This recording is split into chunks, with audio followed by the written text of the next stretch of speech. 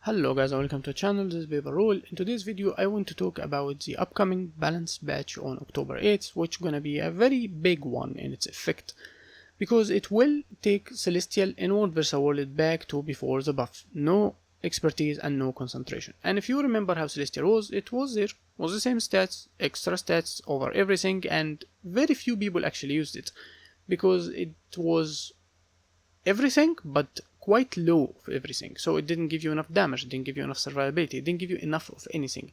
But since it gave you everything, it just seemed too much. However, the game got power crept enough that we have multiple accesses to all the boons and everything, and once you added the concentration specifically, you will able to compensate for the low stats for everything. So if you have lower power or condition damage, you can stack might and almost keep it indefinitely depending on your build. Lower toughness, great, you can have protection as much as you like, and so on and so on.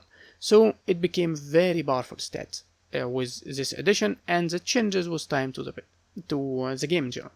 And with those changes, even if you nerf Celestial, some people might still try to use it. Do I think it's still strong enough? I honestly don't really think so. I think Celestial is going away, and very few people would still probably look at it and say it's good. And people will start using even hybrid build through something more focused.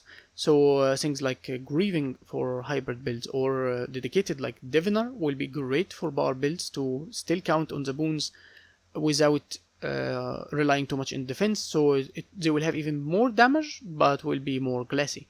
And full condition builds like Trailblazer, as someone like me use it, even the ones that count on surviving for longer times, so something like Apothecary and stuff like that. So without further ado, I want to talk about the classes and in general how they will change like the roaming scene, and not every build obviously, because I don't know every build in the game and we will be here forever. So starting with Catalyst, the one I know about the least, and as you can see in this long fight, Hammer Catalyst used to be one of the strongest classes in roaming, but it fell out of favor with how difficult it is, some different batches, and its lack of mobility in general, but it is insanely powerful with many tools that can do anything you want. So this will be probably one of the most affected classes because it counted on Celestial a lot. It do damage depending on those multiple sources. It's not really focused, but if you watch the patch notes or if you read them, you would see some modifications or increase to its damage, to its survivability, not just Cassette, like Elementless in general, like increased barrier here, increased endurance again here, and with the trait Spectacular Sphere now being able to give you energy even while Sphere is deployed. So this is gonna be changing a lot, and that's why I actually thought a Catalyst here. I think some people trying to test it in a way or play around with it just in preparation for it, even so I haven't seen an Ellie rumor like a Catalyst, Hammer Catalyst in like a very long time. And with another point on that is Thief. This build that you can see right now, the Axe Thief, gonna get some heavy nerf. The ball back axes that they do to do insane damage will be nerfed from 33% increased damage to 7 only, which make a build like this gonna be a little bit out-favored. However, Aranit is trying to buff other builds like the Staff of the Daredevil, but now anyone can use it obviously, and also the Scepter Thief will be coming back to favor. It was a crazy build that can kill people with a single skill, simply 2 hits, and you know Thieves, they always play like that. And because of that, a lot of people had toughness was running Celestial. So now you can't kill them with a couple of hits, so many people would just leave Thief. However, Thief have always and will always be one of the most broken class when it comes to roaming. So with that out of the way, it will be back to this form, because now many people will run Glassy build or full condition build, so you're not as dangerous to you as a Thief, or they are easy to kill as a Thief. And that's why you will see Thief was on the rise.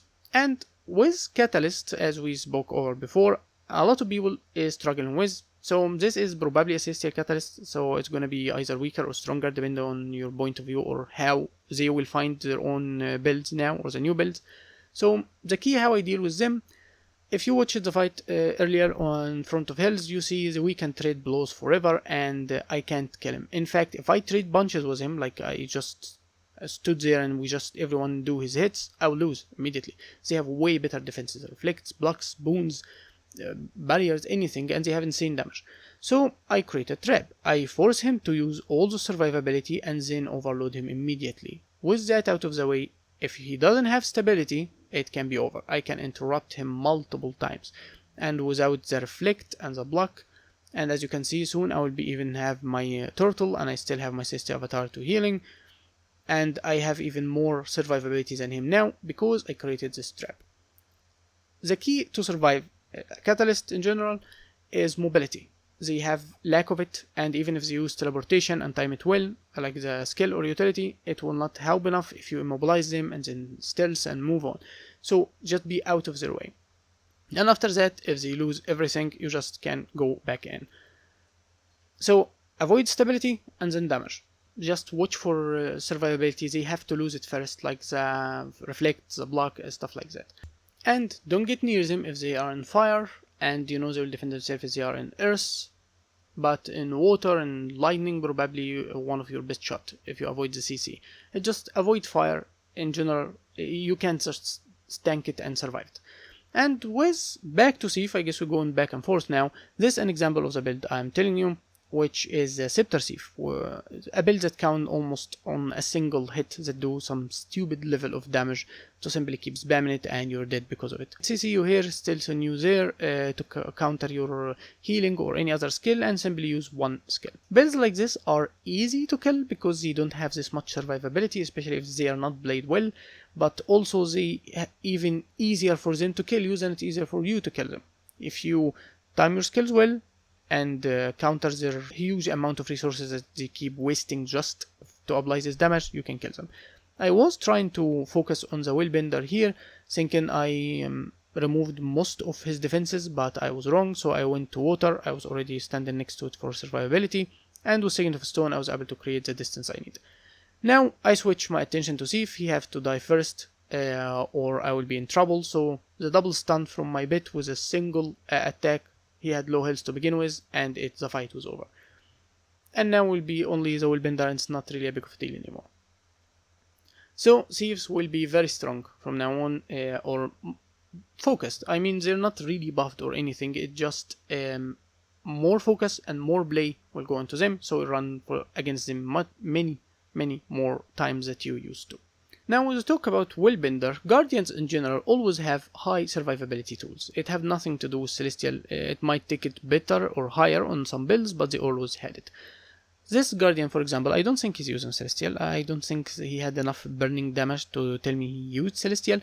He played a Dragon Hunter and a build with focus on survivability and burst, like he put you in CC after another and just go. But as you can see, the amount of boons he can access through the skills, not just like the time or how long the boons are. The boons are huge amount. Like there is a skill that gives him 10-second protection just from the skill itself, with not a single point in concentration. So if you utilize your skills well, as this guy doing here, between ages, protection, block, and then resetting his skill and leaving himself a breathing room and countering with his own CC, I get him near this multiple times, but I couldn't kill him. And I don't think he using Celestial. Maybe he's put something into boons. I didn't pay attention in the entire fight. For me, it was about the skills, not really how long his boons or his condition is. But I used him here as an example to show how much survivability a Guardian can have to begin with. So, for Willbender, which is the most famous class that Druid, and a lot of people hate it or love it depending on either you play it or play against it. So, if they lose Celestial, they lose the extra damage that came from the burning from passive hits, and the extremely long boon duration that can add a lot to their damage and defense and stuff. And also the little things like healing from symbols and regeneration and their healing skills that made them extremely sustainable in a fight, like even long fights or outnumbered fights. However, most of them, in my opinion, will either play condition or focused on power, and power with glassy builds will just be able to like one-shot people so much easier than it used to be. The damage will be significantly higher. So let's give an example on that. So here I fight a Guardian or a Willbender with this new style, probably preparing for the upcoming patch, with significantly insane damage. He's like going for the one shot immediately, and as you can see, with a couple of hits he can take a lot of my health easy. And started realizing his damage is more than usual. So I went to water, and then I'm trying to go back since he didn't follow, and I can catch him and time myself even well. So I see him moving back toward me again, and I just dodge his couple hits, immobilize in the blind, and then I CC him while having the protection of my turtle, and immediately go for a full burst, interrupting even his actions.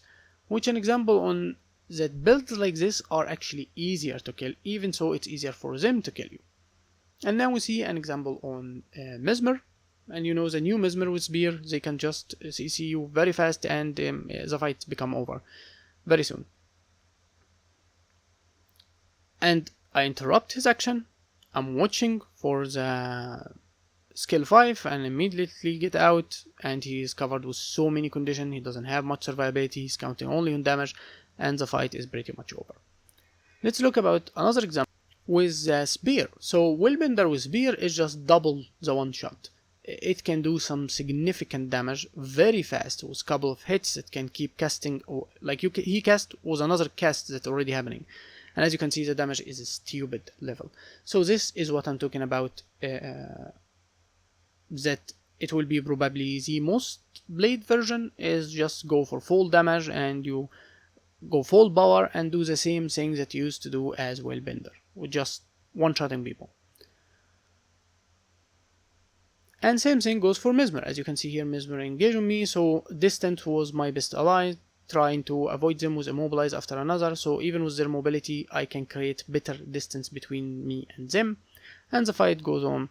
So let's look into one of the classes that became very famous even like a couple of months ago or whatever, which is Mesmer. Mesmer's power Mesmer, especially Mirage, are used to protect areas with multiple of them, even with thieves, to just one-shot people one after another, and can kill groups almost double their size with these methods.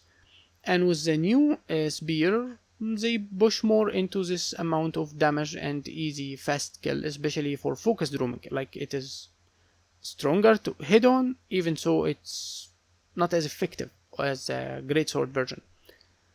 However, if you can avoid the CC and keep your distance, not simply getting stuck between clones, you will be fine. And remember, you can also CC the clones or the phantasmal, everything they summon, so you would stop what they are doing. So you can cleave them and you can immobilize every single one of them. So be in range when you don't CC the enemy and what he summoned, and be in melee when you can actually stop them and counter them with what you're doing from CC, from defense, from blind, stuff like that. And this was a very good fight, was a good player. He's pushing and bowling back, he changes his distance, his position, he keep cleansing, he keep trying to lock me while I'm trying to lock him. Like, he's paying attention to the fight quite well. And he's running a lot of boons, so I'm not sure what kind of build he's running, but it's simple Spear focus, so I can deal with that, I can deal with the clones, and the fight eventually is over. And many other fights will be easier against Mesmers, because they simply either they kill you very fast, or like they don't have much answer to whatever you're trying to do. And this is an example for it. I was fighting those guys, and then I got surprised with a Mesmer that I wasn't even looking at him at all. So I immediately dodge, and then turn back, trying to cover myself a little with the turtle. I see the real one, because the pattern he moves, and I try to lock him, avoid his damage because I know he will go for it, immobilize him from stealth, CC, and then CC again. Once he teleported, he doesn't have much cleanse, and the fight's over. And this is how it will go with a very damaging player. They either have to defend themselves with distance, or they simply can't defend themselves. One of the other classes that will really affect with this would be Harbinger, but I didn't have any new fights against Harbinger, and you can see many more on how to fight them, even a dedicated video I did before. basically they will lose their boons, huge access like the long stack of might, like the stability even that offers them some defense. They will lose all that, and if you don't play condition, then you lose the amount of torment you can apply. If you don't play power, then you lose the huge damage that you can apply. So you either go hybrid and you will be even more glassy, or you go focused and you become very dangerous in what you're doing, but it's not overcrypt. My opinion is that Power Harbinger is very dangerous. It's actually easier to kill his enemies even more than the Celestial one, and been for quite some time now. However, it's also not as easy to survive as Celestial Harbinger. It doesn't have as much defense, which will be probably one of the best options, in my opinion, to play if you are a Harbinger. But this is a class that will change significantly, and if it goes with Celestial, you either have to lose some stats to put other things, or you will lose the boons as we explained. Tell me what you think in the comment, and put any other information or what your own thoughts on what will happen or change or specific builds. Those are the most famous builds or things that will affect by this significantly, not simply normal. So something like Warrior will be the same. It had power and it had condition style, and power was obviously the best and the most famous, like Spellbreaker, and it will just play the same. So I only focus in this video on what will truly change. So tell me what you think, or if you think I missed something, share the knowledge. This is a sea wide of things that can change and happen because of the change to Celestial gear. That's it for the video, and I'll be seeing you next time. Peace.